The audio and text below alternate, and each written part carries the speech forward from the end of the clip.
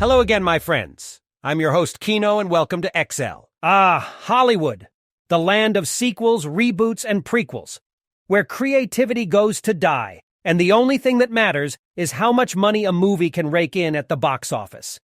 And speaking of box office earnings, we have the latest Hollywood blockbuster that's failing to live up to its expectations, Ant-Man and the Wasp. Quantumania, which no one asked for in the first place, is on track to have the single biggest second weekend box office drop in Marvel Cinematic Universe history. I mean, who would have thought that a movie about a guy who can shrink down to the size of an ant would struggle to maintain an audience? According to Variety, the movie is projected to make around $30 million this weekend, which is a massive 72% drop from its opening weekend of $106 million. I guess audiences are finally realizing that the Marvel Cinematic Universe has been churning out the same formulaic movies for over a decade now. Unfortunately, my fevered dream of Cocaine Bear knocking Ant-Man off the top of the box office chart this weekend did not happen. You tried, oh savage beast, but it looks like Marvel is still going to win the weekly box office with its mediocre superhero movie. But this drop in box office earnings is not just a Marvel problem. It's a problem for the entire movie industry. Movie studios keep producing the same tired reboots and sequels, hoping to cash in on the nostalgia factor, but audiences are becoming increasingly tired of the lack of originality. When was the last time a truly original movie made it big at the box office? It seems like we're stuck in an endless cycle of remakes and rehashes. To make matters worse, Ant-Man is also getting hammered by critics. Although audience scores are holding strong, it's only the second MCU movie to log a rotten score from critics on Rotten Tomatoes. At least its percentage is hovering 1 point above 2021's Eternals. Many critics have cited the film's overstuffed nature for its issues, pointing out the oddity of having Marvel's comedic hero played by the romantic comedy washout and dad bod proud Paul Rudd share the stage with one of its greatest villains to be introduced to the MCU in years, the brilliant and jacked Jonathan Majors as Kang. That's right, let's just cram mismatched characters into a nonsense world and wrap it up in a horrible script and hope that audiences don't notice how poorly conceived and executed this whole friggin' movie is. And don't even get me started on the movie's visuals.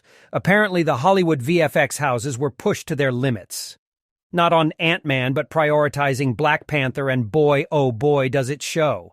But hey, as long as we have flashy explosions and cast some Star Wars Cantina rejects in action sequences, that would be an embarrassment on one of those CW DC comic shows. Who cares about the actual quality of the movie, right? The real question now is what weekend 3 of the movie's lifespan will look like. Will it settle into a steady rhythm for the next few weeks, or continue to fade down into the mysterious alternate universe that shrinking scientists refer to as Itsy Bitsy Town? And let's not forget that this movie is still doing better than the MCU's lowest performer, the 2008 Incredible Hulk movie, which brought in a meager $134 million across its entire theatrical run. Yay, we beat a movie that no one even remembers, but we remember you, oh great one, Mr. Edward Norton. Or should I call you Mr. Durden? Perhaps this is all part of your plan, Project Mayhem, but I digress. Okay, let's not forget that the movie industry is not just about the box office earnings. It's about the art of storytelling, the craft of filmmaking, and the ability to transport audiences to different worlds and realities. Unfortunately, in the age of big-budget, 4-quadrant, fake woke, CGI, schlockfest blockbusters, we're losing sight of what makes movies truly special. Instead, we're bombarded with sequels and reboots that lack any real substance or originality. So there you have it, folks.